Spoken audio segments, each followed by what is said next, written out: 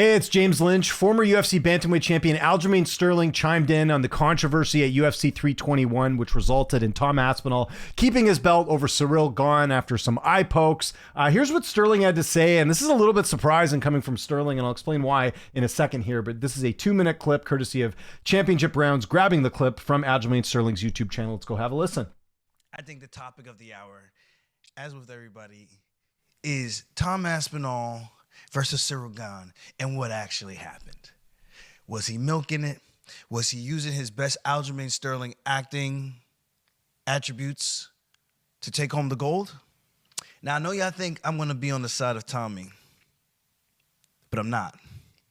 I'm not in the sense that he posted after the fight his eye, and we got to see the damage, and apparently from what was posted, it looks like everything is okay. But I have so many questions, man. I have so many questions. He got double zoinked. I get it.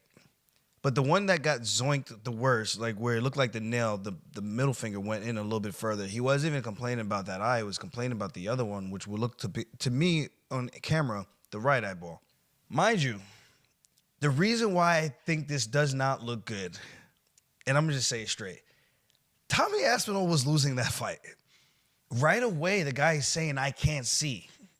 That is the one thing I have to say. Tommy really, really fucked up. You can't say, I can't see. We know those are the nail in the coffin to any fight. You can't say that.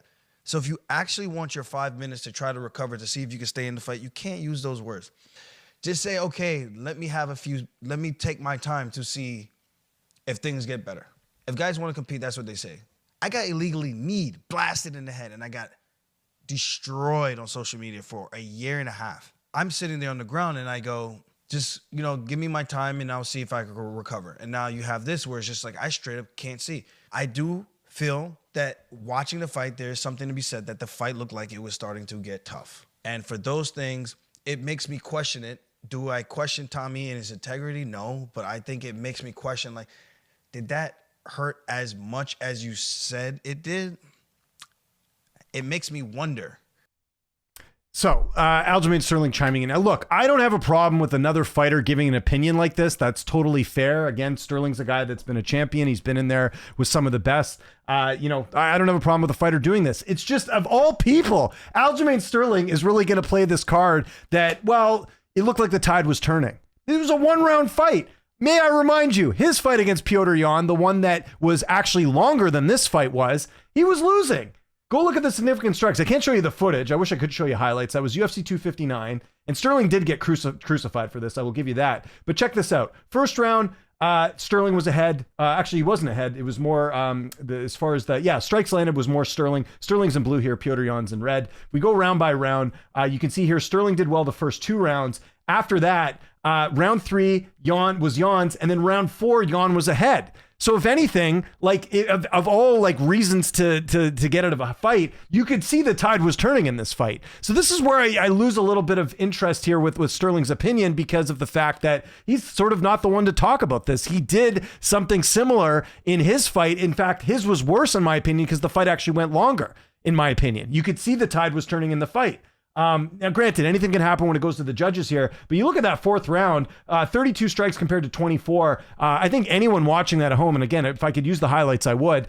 Yan was on his way to winning that fight. Everyone was watching that, kind of knowing that after round 3, when Yan, I think, slightly edged him out, round 4 onwards was there. And then the kicker on this too, that I think people forget about, that also annoyed people with the Sterling situation, there's a photo of him partying and acting like he won the belt. Now, that was a fight that at the time, and I still maintain this, that should have been a no contest. Right? Because you did see that Sterling maybe won the earlier rounds. Yan was winning the later rounds. That to me should have been a no contest. I know the rules say that if, whoever's ahead, they award the belt or whatever. And that's why Sterling ended up getting it here. But this is, you're telling me this isn't worse than what Aspinall did? I don't remember Aspinall, celebrating with a drink and saying, hey, it's a good time. And, I won the belt. Like, Sterling was not the champion. Remember that. Sterling took the belt from Petr Yan. So this is completely different than what Aspinall had. Aspinall, yes, he got to keep the belt. But I don't know, man. Like, again, it's different when it comes from fighters. I've always said this, like, when it comes to fan opinions of who quit in a fight or they couldn't continue, I'm not going to take that as seriously as a fellow fighter. Like, again, I think Anthony Smith, Chael Sonnen, they've also come out and said that they thought that Aspinall could continue. I don't agree with them, but at least that's their right as professional fighters. I take their opinion a lot more seriously than the average fan on social media. But for Sterling to say this of all people, he just doesn't, he doesn't have the credibility to back this up in the sense that what he did, in my opinion, was worse than what Aspinall did. Again, a fight where you could see the tide was turning. There was more of a fight going on.